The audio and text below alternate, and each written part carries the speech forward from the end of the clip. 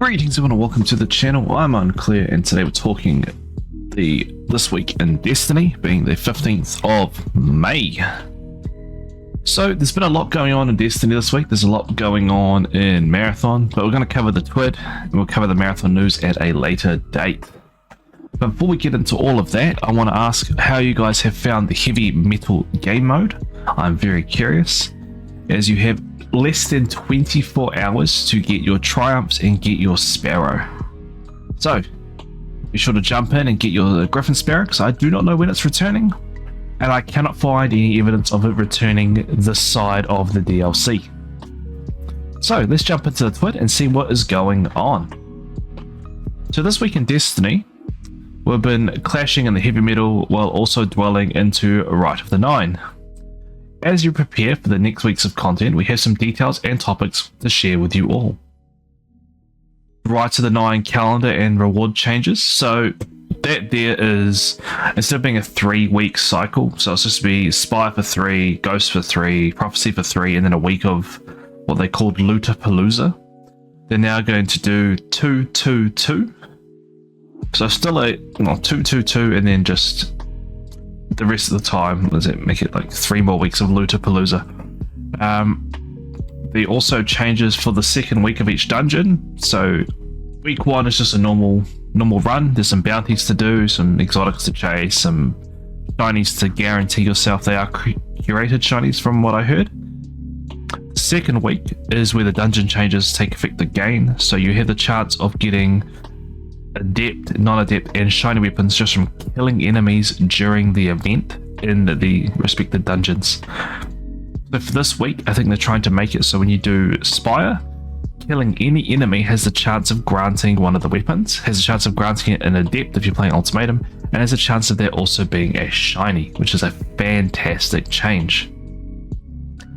Heavy Metal's last day, it says for now, but there's no date on when it's coming back.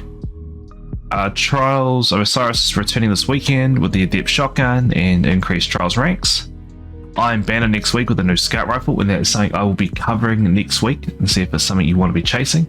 So next week's a big week. Iron Banner and Ghost of the Deep. Now Ghost of the Deep, I'll also be covering how to do damage on the bosses, because that is going to be the biggest trouble with Ultimatum mode. Hardware Supremacy featured. Bungie Foundation is happening. So starting today, our planned Rite of the Nine dungeon calendar will be changing. Each dungeon will be featured for 2 weeks as opposed to 3, and we're increasing the nonary manifold currency drop rate, which can be exchanged for additional weapons. With this change, Ghost of the Deep will launch next Tuesday alongside the above change. The second week of a given dungeon will also feature increased weapon drop rates, where rewards can drop from any enemy defeat. Holofoils are included, as I said before. For this week, we are rapidly working on an update that will turn on increased weapon drops and Spire of the Watcher until Ghost of the Deep becomes the featured dungeon next week. They'll let us know when that's deployed, so keep an eye out. I'll do a little community post, or you'll see it on X. Starting on June 17th, all Rite of the Nine dungeons will be available to play at any time, on any difficulty, and increased currency drop rates will be effective for all 3 dungeons. So, the last 3 weeks, I think it is, all dungeons will be active. So Prophecy will be the farming one, obviously. It's the easiest one to run.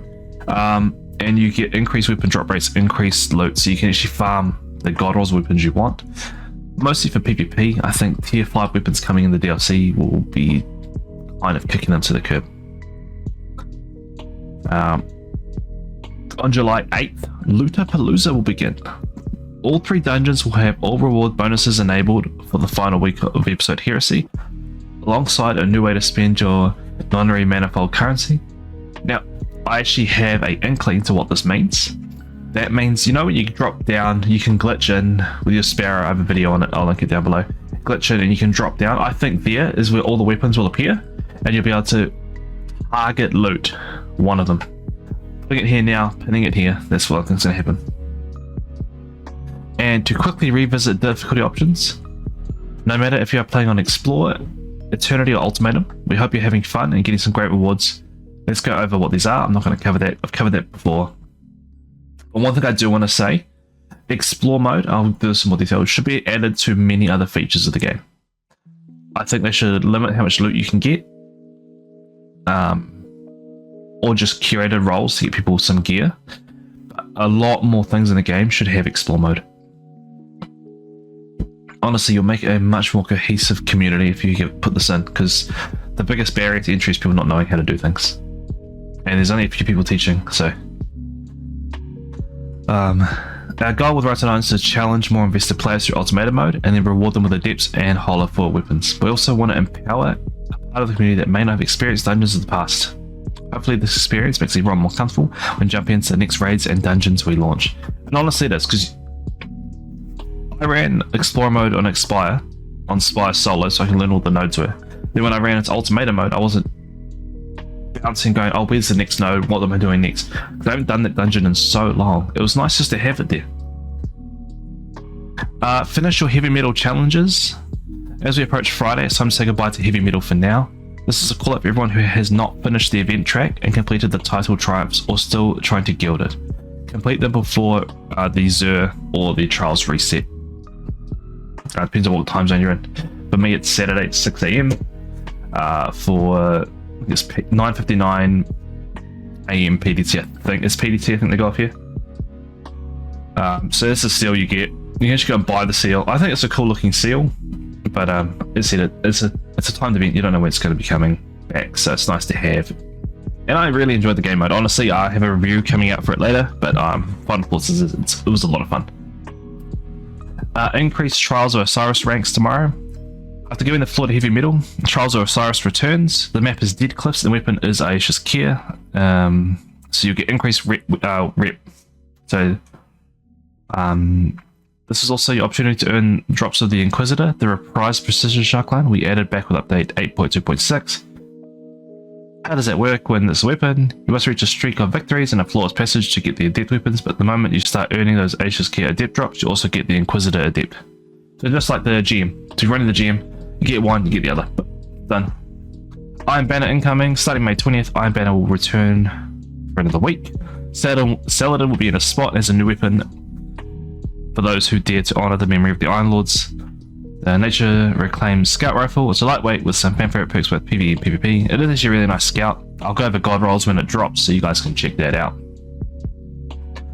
Next week we have Hardware Supremacy, so if you like Hardware Supremacy, go for it. You get points from kills, but more points if you score the crest. It's kind of like it was just Supremacy. The opponents can stop them back, so you must... yeah. I don't really like that game mode, I'm not going to cover it. Game mode sucks. Bungie Foundation happenings. You donate to Bungie Foundation through the live stream. You can get this emblem. Really sweet looking emblem. There it is, bigger screen. Gauntlet 2025. In addition to our Bungie Bounty for Good, we are continuing to support the partners at Gamers Engaged during their Gauntlet 2025 campaign. Our community has already raised over $65,000 in support of this amazing cause this year. Head to our Tiltify page and donate to get the fried up emblem yourself, or have your self-portrait picture of your fairy friend hand drawn by Bungie staffer. That's pretty cool. So if you donate, you can get this cool finger guns emblem. Don't know why it's a finger guns, but hey, it is. Reminder, emblem codes will be emailed to anyone who donates $25 on or before 31st of May. Donators who contribute $100 must submit their photo to Bungie Foundation. Okay, so for the drawings. Drawings will be sent to the email address used for their donation no later than 30th of June. Alright, so player support reports missed patch note. With update 8.2.6, we fixed an issue where the Stumptus repass upgrade with the reshaping save was providing extra damage when consuming sigil stones, even when the suffocating terror debuff wasn't applied. This upgrade is now functions as intended. Reroll chip purchase disabled. Reroll chips are currently disabled due to an inventory stacking issue. We want to make sure you didn't lose any chips in the process. We plan to introduce these with the next iteration of Heavy Metal. Then we have known issues. There's quite a few known issues. The biggest one here. Explorer difficulty in Rite of the 9 dungeons requires PlayStation Plus if playing solo. That's a weird issue. So if you join your bro, you can play, but if you don't want to do that, that's weird. Some Rite of the 9 reward drops with 0 power level.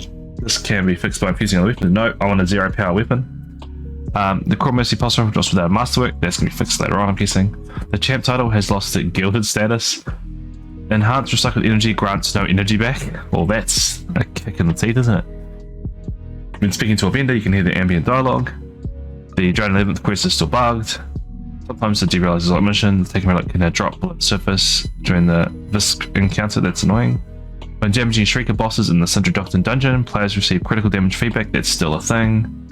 When tracking Ikoro's Drain 11th quest completion steps may stop progress on the next steps. Awesome. Sometimes time 1 a primer quest does not progress after meeting step 3 and store full requirements. Awesome. Memento shaders can be previewed on armor. Yeah, I don't get why you can't just have them on armor. Just, I reckon you should better put memento shaders on armor. So you get enough of those mementos, you should better put them on armor as well. Just make it a thing. I'd love to have like the Volta Glass memento shader on my armor with my Vogue armor. Oh look, so why can't I do that? Then we have Artist of the Week. Look at you go. Movie of the Week. Speedrun of Spyro the Watcher Ultimatum. It's a sword in that. Then the Solo Floors Ultimatum Spyro the Watcher. That is just insane. That we might have to watch later on. That's pretty cool. But that is it for the Destiny 2 team. So I hope you guys enjoyed. I hope you guys are doing the dungeons. And I'd love to know what you guys think of the dungeons down below. Especially the Explorer mode. Ultimatum mode, I mean, it just is what it is. It's just a contest mode. It's heaps of fun to practice in there. Heaps of fun to try out damage and builds. But I want to know what you guys think of Explore mode. Anyway, that's it for me. I hope you guys have enjoyed. And until next time, I want to thank you all for watching. Stay safe, take care, and bye for now.